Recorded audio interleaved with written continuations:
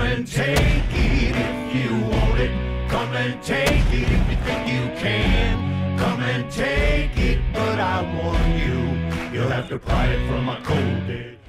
Alright, so we're back with installment part 2 of our Remington, or our precision rifle build. And we've got the Remington out of the stock, factory stock. Excuse me, my nose is killing me. My sinuses are freaking just ridiculous. And we've, like I said, we already went ahead and installed our Timney trigger here. There's a few things I want to go over though when you're installing these Timney triggers. The first of which is the bolt release right here. So let me zoom in. Should be able to see what I'm talking about. Okay, so this is the bolt release mechanism right here. You can see this is actually what catches it up here when it's in the action. So you can see here, let me zoom out just a smidgen.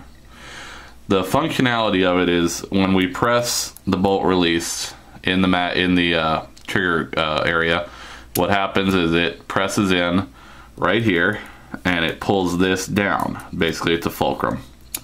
So there, and that releases your trigger. There's a little hook here that catches it.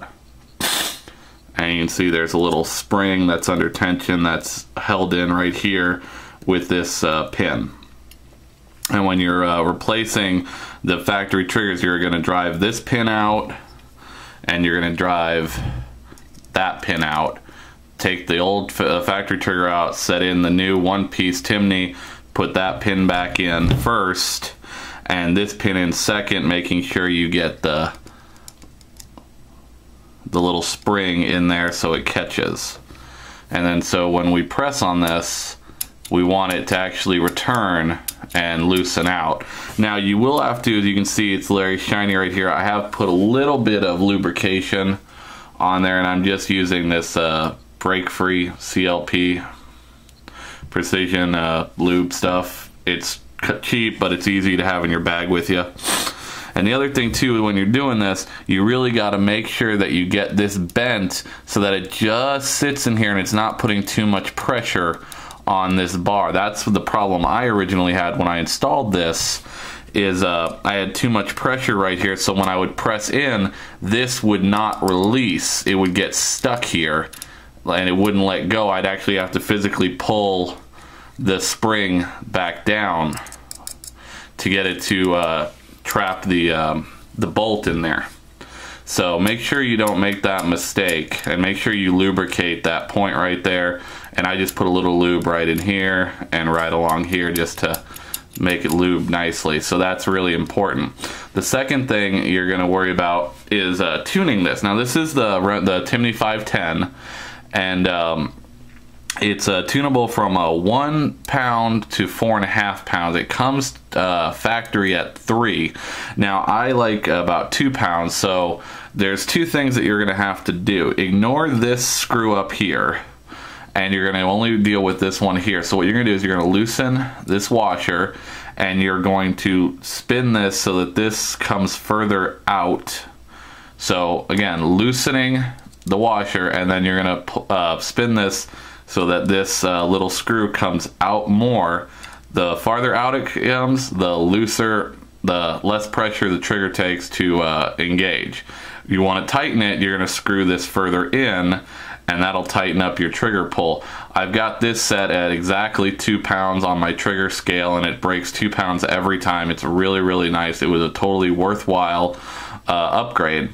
So I'm really, really happy about doing this. Now, if you're going to put this in an aftermarket stock, you're not really going to have to worry about this. But if you are going to use this in the factory trigger housing, you are going to have to, as you can see here, and get my handy dandy pointer again. You can see here I have notched out this little area right here, and this is the area that would be sitting, is where the bolt release sits in.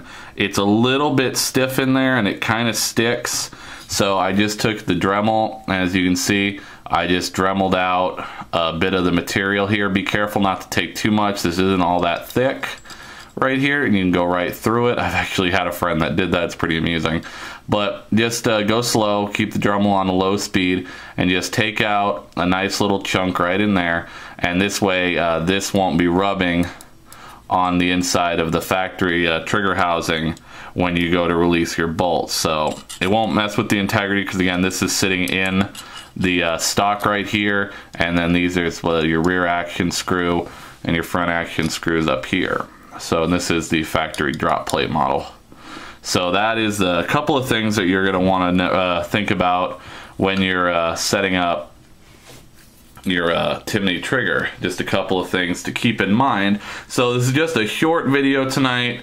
I'm going to go ahead and for right now, this is going to go back in the factory stock for the time being. I do have the stock that it's going to be going into. We've got the Accuracy International AICS 1.5 stock. That is the non-folding Accuracy International stock for the Remington 700, the short action.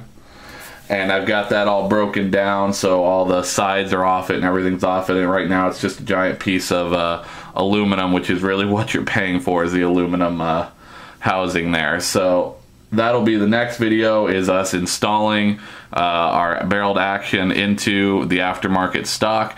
But for tonight, Semper Fi, have a good night, and we'll see you soon. So you best not cross that line. If you want this gun, you gotta come through us and take it one shot at a time.